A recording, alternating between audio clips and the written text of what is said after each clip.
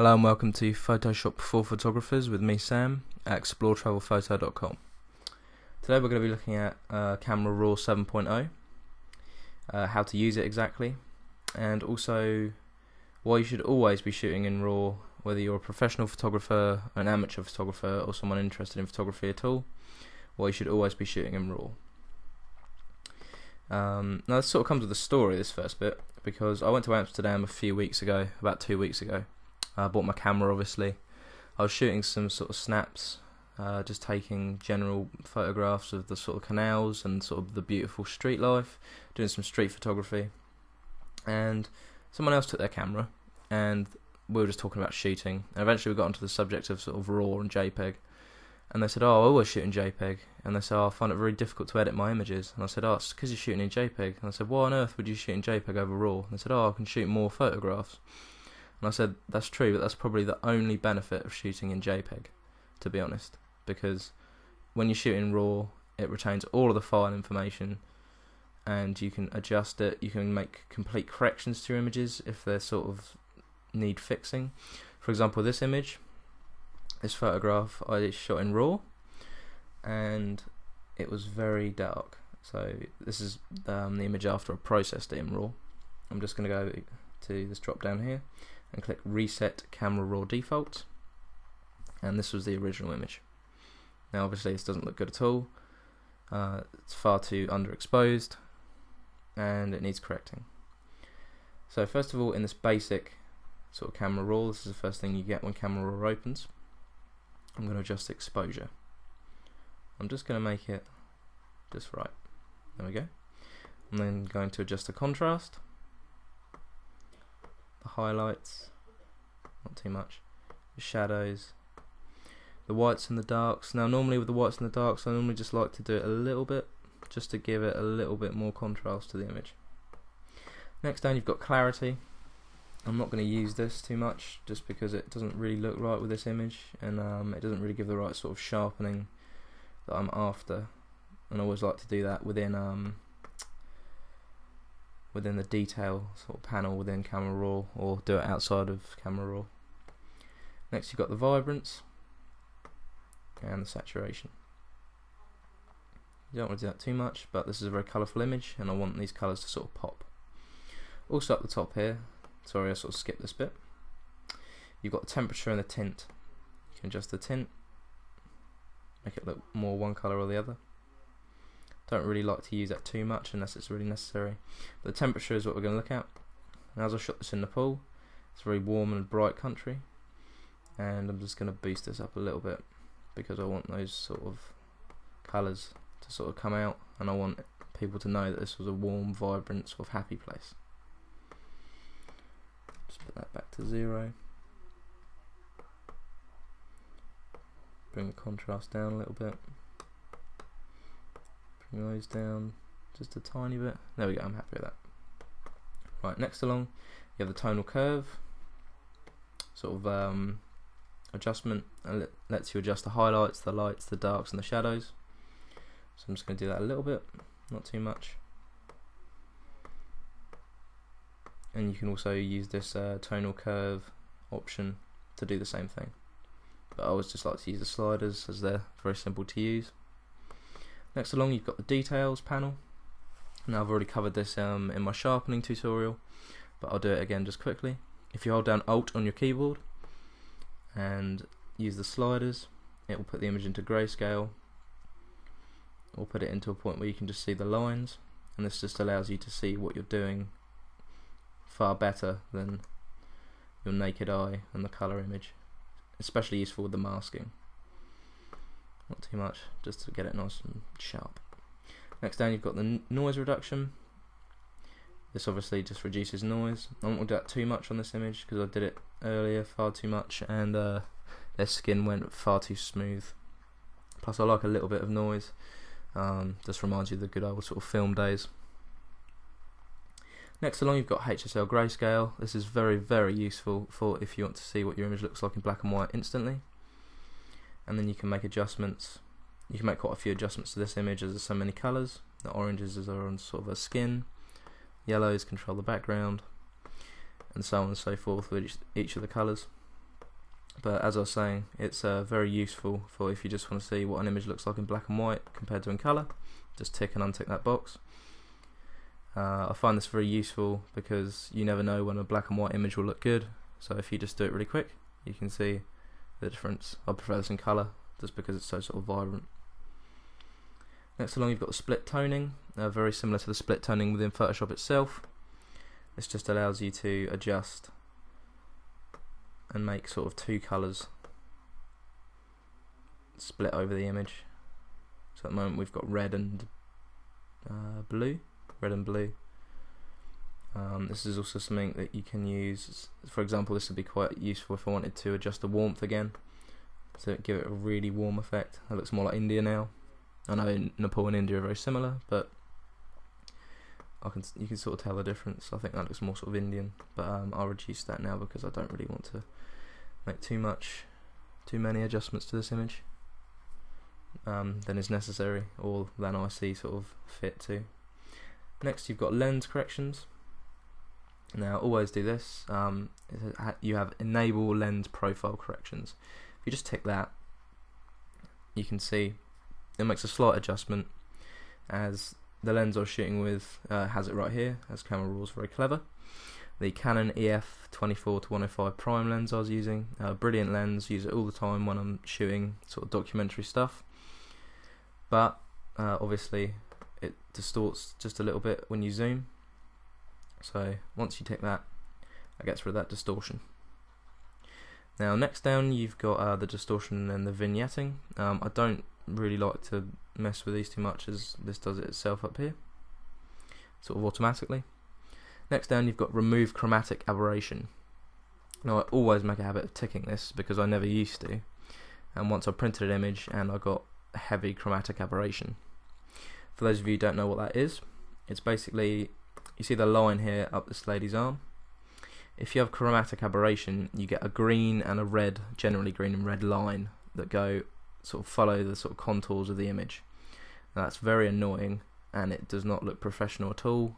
It makes a photograph look very amateur, and it just makes it look sort of cheap and like you've shot it on something that is a much cheaper camera, and it's just not really something that looks good for a photographer. And also it's very easily avoidable. If you just tick that, completely removes all chromatic aberration. Next along you've got the effects. This is for sort of if you wanted a photograph to look old-timey, you can add grain effects to it, or you can add sort of vignetting. I'm not going to do that to this image, don't feel that it needs it. Next along you've got camera collaboration. I'm not going to use this either. This just allows you to adjust the shadows, red primary colours, sort of red, green, blue. Not going to use those either because we've already adjusted the colours today. But it's a good sort of tool if you want to adjust the cameras, the colours in Camera Raw, sorry. Next along you've got presets. Now this is a very cool option actually. This allows you to set presets. For example, if you just click this drop down here, I'm able to save the settings of this preset. So all the adjustments that I've made to this Camera Raw photograph, I can save. I can then load another photograph that's similar and just click load settings, and then I can apply the exact same adjustments that I've made to this image to that image. I've already got two here called highlights and sharpen, but I'm not going to use those today because I've already adjusted this image. But it's very useful and a massive time saver for professional and amateur photographers alike. And finally along we've got snapshots. Not going to use that either today. And that's all we've got for along there. Next up we have these tools along the top. The first tool we're going to look at along the top here is the adjustment brush tool. Very, very useful tool in Photoshop. I find myself using it all the time. This is essentially a masking tool, and it just lets you to paint an area onto the image, and then any adjustments you make will only affect that area. So let's get a better look here. So if I just adjust the clarity, go from nothing or very smooth to very clear. That's only affecting the path. This is a tool I find myself using all the time to make adjustments and sort of corrections to my images. It's just exceedingly useful. You can add new ones. For example, if I just wanted to make an adjustment to the greenery, just doing this really quick. Sort of boost the saturation of the background. They're very useful, you can have many of them, but I don't want any on this image. I'm just going to click clear all. And the adjustments are basically exactly the same, except for these sharpness and noise reductions, but you should know how to use them after looking at the previous sort of part of this tutorial.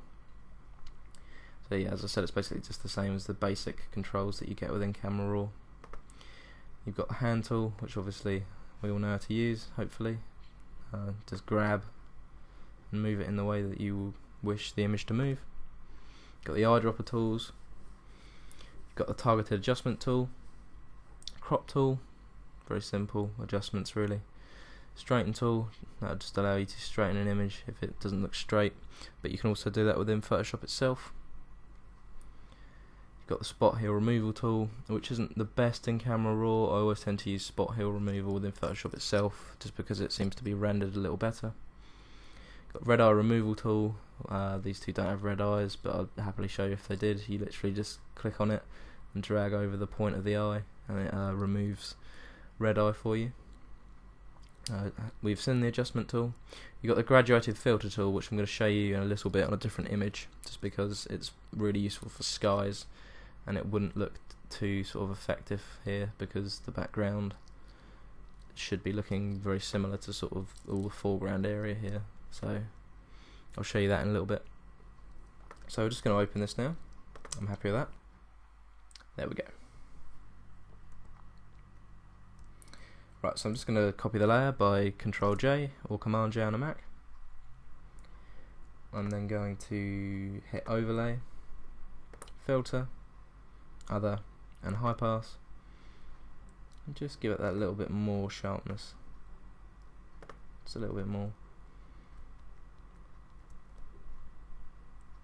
Just like my images to be that tiny bit sharper really. Okay, I'm happy with that. I'd save that. I've already made the adjustments to this and saved this previously though, so I'm just going to get rid of that now.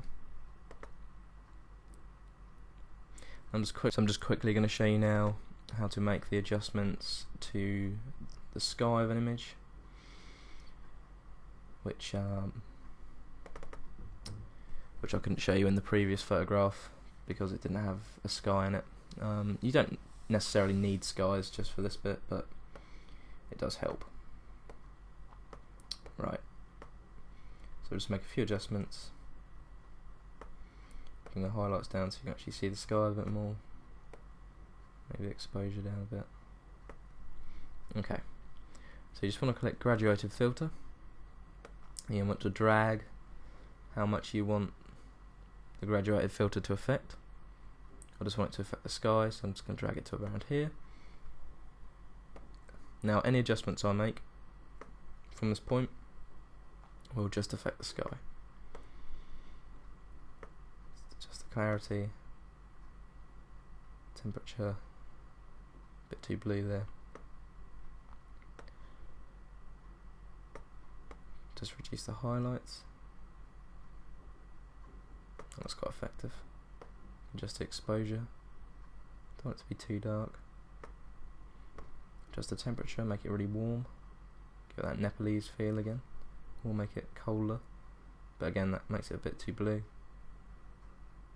And then you can, just like with the previous sort of adjustments, you can have a new graduated filter. You can have them all over the image really, but it's most effective with skies. So that has been today. That's been editing your images in Camera Raw, why you should always shoot in Camera Raw, and just a sort of little insight into how I photograph, how I process my images within RAW, and then normally after RAW, depending on the type of image, obviously photography is completely dependent on image to image, how I sort of process. So for example with that one I just added a sharpening filter as well, just to give that sort of aesthetic that I like. and that documentary sort of esque feel to it. I've been Sam with ExploreTravelPhoto.com.